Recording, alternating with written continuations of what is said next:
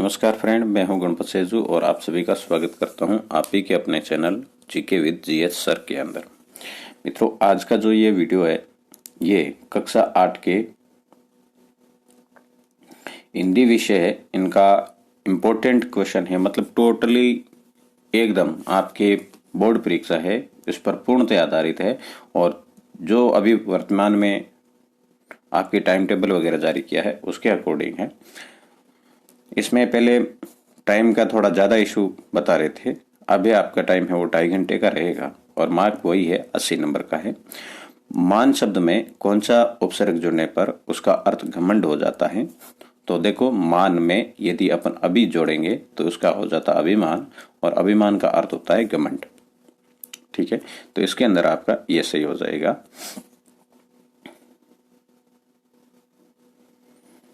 उसके बाद में सेकंड जो क्वेश्चन है आपका कि जैसे ही उन्हें पत्र मिलता था उसी समय वे उसका जवाब लिख देते थे, यह स्वभाव किसका था? तो ये जो स्वभाव था महात्मा गांधी का। ठीक है, तो इसके अंदर आपका ये सही होने वाला है। किसने तेज गति से संवाद पहुंचाने का सिलसिला शुरू किया था? तो यहाँ पर तेज गति से संवाद पहुंचाने का जो सिलसिला है ये तार के द्वारा शुरू किया गया था, तार ने। ठीक है, ता प्रत्यय जोड़ने से शब्द बनेगा। ता प्रत्यय जोड़ने से कौन सा शब्द बनता है? तो पढ़ना में ता जोड़ने पर पढ़ता हुआ है। ठीक है, सॉरी, इसमें मेहता जो वर्ड है ये आपका सही रहेगा। कौन सा? मेहता। लेखक को बस कैसी लग रही थी?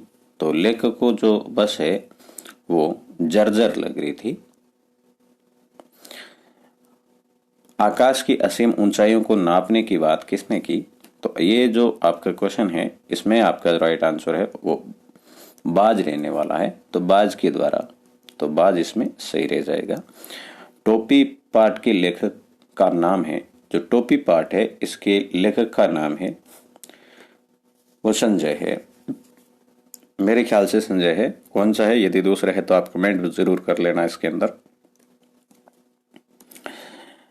तंद्रालस शब्द का अर्थ है, तो तंद्रा का अर्थ मित्रों होता है आलस और तंद्रालस का अर्थ है अलसाया हुआ। ठीक है, दर्जी ने टोपी पर कितने फुदने लगाए? तो दर्जी ने टोपी पर है वो 5 फुदने लगाए। बस की यात्रा में बस कैसी थी?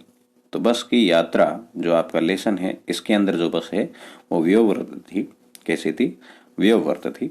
तो यहाँ देखो मित्रों, ये जो पेपर है इसका मैंने इंग्लिश का, हिंदी का, गणित का, विज्ञान का, सामाजिक का, सारे संस्कृत का सभी पेपर मैंने डाल रखे हैं। वो यदि आपने नहीं देखे तो आप जरूर देख लेना।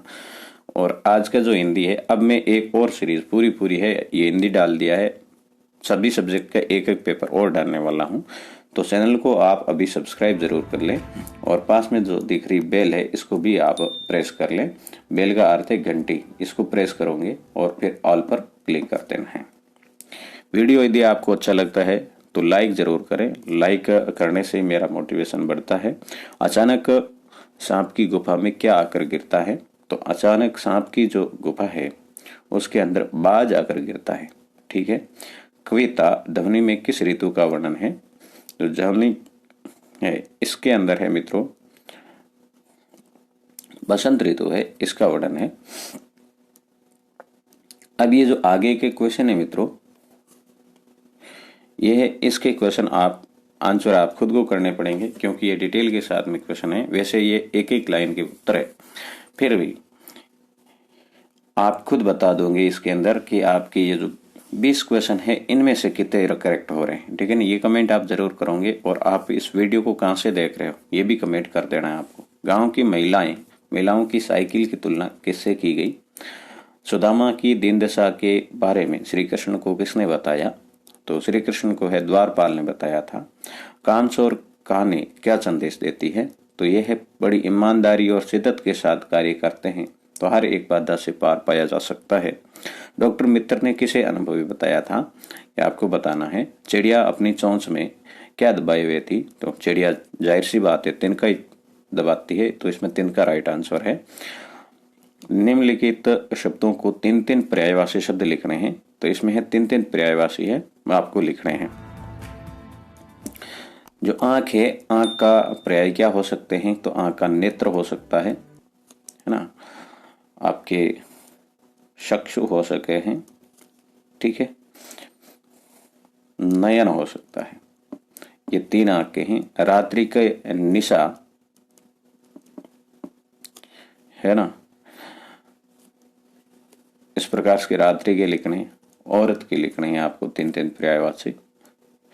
फूलों को अनंत तक विकसित करने के लिए कवि कौन कौन से प्रयास करता है? मित्रों, ये सभी बहुत ही इंपॉर्टेंट है, बहुत इंपॉर्टेंट क्वेश्चन है। तो ये आप जरूर कंप्लीट है याद करके जाओगे तो परीक्षा के अंदर ये प्रश्न आपको देखने को मिलेंगे।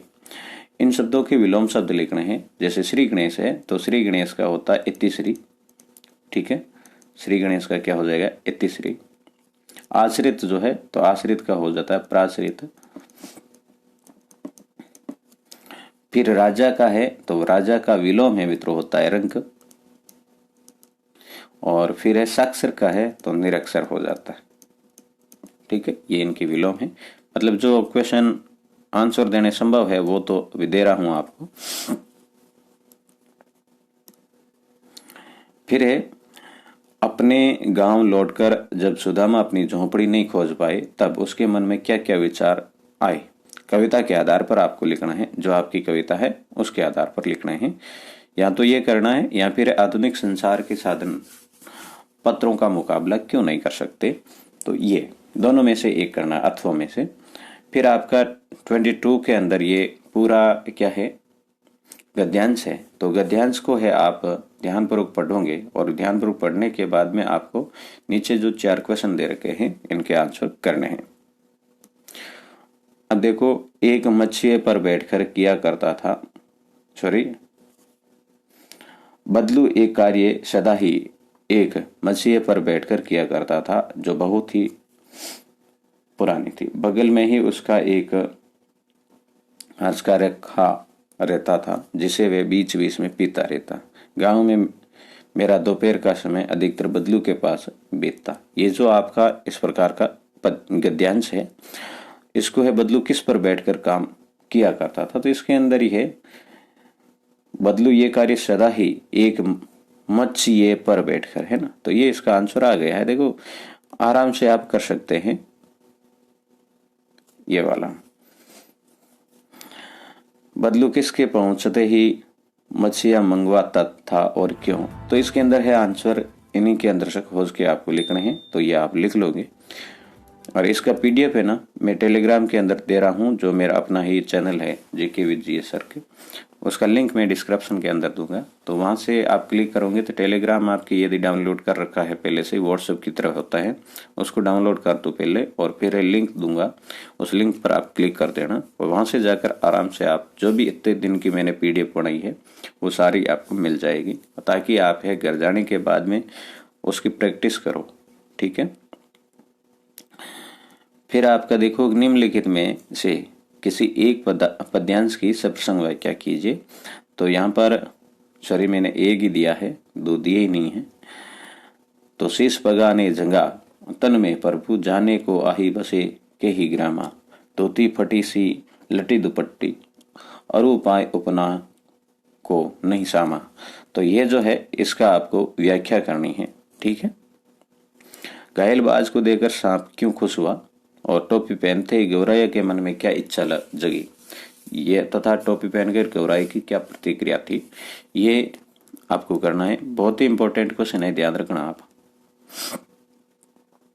फिर 25 क्वेश्चन नंबर है, यह आपका रह जाएगा कि निम्नलिखित में एक विषय पर 150 शब्दों में निबंध लिखना है।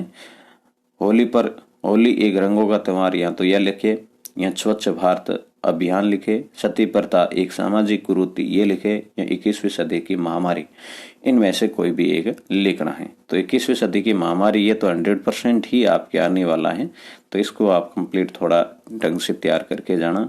या फिर है आपको एक कहानी लिखनी है, जो इसके नीचे दे रखा है, ईमानदार लकड़हारा, है ना, 2 मित्र और एक भालू, लालची औरत और लोमड़ी और अंगूर। ये जो क्वेश्चन है, ये पेपर आपको कैसा लगा मुझे ज़रूर बताना है और कमेंट कर देना। वीडियो को ज़्यादा से ज़्यादा अपने दोस्तों के साथ में शेयर भी करना और सब्सक्राइब नहीं किया तो भैया कर लो, इसका क्यों वेट कर रहे हो। अब लास्ट का क्वेश्चन है, एक कोविड संक्रमित व्यक्ति व चिकित्सक के बीच हुई वार्तालाप को अपने संवाद में लिखिए। तो इसके अंदर क्या करना है, यहाँ पर कोई भी व्यक्ति है जिसे नाम मरीज रखो, मरीज अच्छा नाम नहीं है, ये नहीं रख के जैसे लिख लेते हैं सोनू, है ना। पहले किसके पास जाता है, वो डॉक्टर के पास जाता है, तो यहाँ पर डॉक्टर लिख देते हैं। तो जाते ही क्या कहेगा, जो भी प्रतिक्रिया होगी वो यहाँ लिखनी है, फिर यहाँ लिखनी है, फिर है सोनू बोलेगा, फिर डॉक्टर बोलेगा, है ना। तो ये आपका एक संवाद बन जाता है। इस प्रकार से है इनको लिखना है। फिर है आप साहिल है, आपने Haven Middle School Haven Middle School Jhotwara में कक्षा 8वीं उत्तीर्ण कर ली है। अब आप उच्च अध्ययन है, तो ये उच्च वर्ड है, हेतु अन्य विद्यालय में पढ़ना चाहते हो।